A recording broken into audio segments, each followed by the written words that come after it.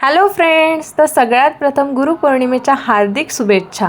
तर आम्ही चाललेलो आहे मठामध्ये। आज गुरुवार आहे आणि आज गुरुपौर्णिमासुद्धा आहे, तर त्यानिमित्त आम्ही मठामध्ये चाललेलो आहे। आम्ही जायला आणि ट्रेन यायला एकच वेळ झालेला आहे का भारी सीन आहे ना।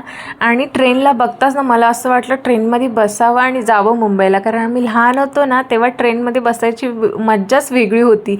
ट्रेनमध्ये फेरीवाले येतात, खाऊ असतं आणि आम्ही जायचो सुट्टीमध्ये मावशीकडे। तर कशेडी घाट सुरू झालेला आहे आणि कशेडी घाटाच्या सुरुवातीलाच हे मंदिर आहे, गजानन महाराजांचं मंदिर आहे।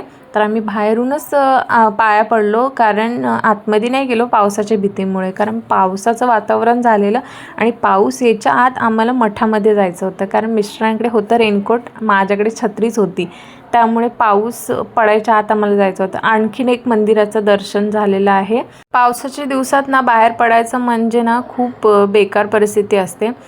तसं माझ्याकडे रेनकोट नव्हता म्हणून ते मला भीती वाटत होती की पाऊस पडतोय, पण आम्ही पोचलेलो आहे। आता थोड्या वेळातच आम्ही तिथे मठाजवळ पोचणार आहे। तुम्हाला दिसतच असेल, तो समोरच्या डोंगरावरती दिसतं ना, तेच मठ आहे। तर आम्ही जवळच आलेलो आहे, तर आता पोचू आम्ही थोड्या वेळामध्ये। तर आता आम्ही पोचलेलो आहे मठामध्ये आणि मी दर्शन करून घेतलेलं आहे स्वामींचं। असं काही सजावट केलेली आहे स्वामींची आणि खूप जण आले होते स्वामींच्या दर्शनासाठी आणि इथे भजनाचा कार्यक्रम होता। परत महिलांनी पण अशी गुरुपौर्णिमा साजरी केली, हरिपाठ करत होत्या महिला।